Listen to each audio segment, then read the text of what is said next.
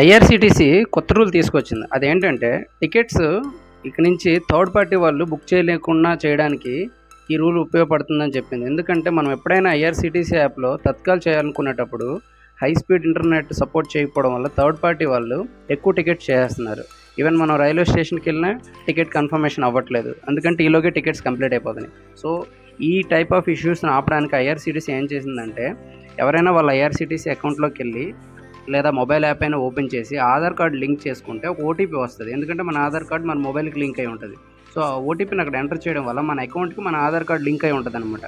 So next time నుంచి మనం తత్కాల్ చేసేటప్పుడు ఈవెన్ నెట్వర్క్ స్లో ఉన్నా సరే మన ఆధార్ కార్డు లింక్ అయి ఉంటుంది కనుక టికెట్ బుక్ చేసేటప్పుడు ఓటీపీ మన మొబైల్కి వస్తుంది.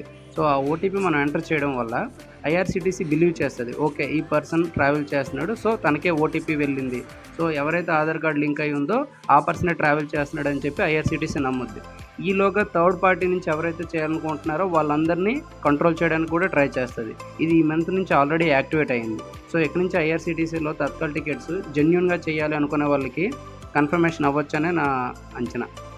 ఇలాంటి మరిన్ని ఇన్ఫర్మేషన్స్ కోసం సబ్స్క్రైబ్.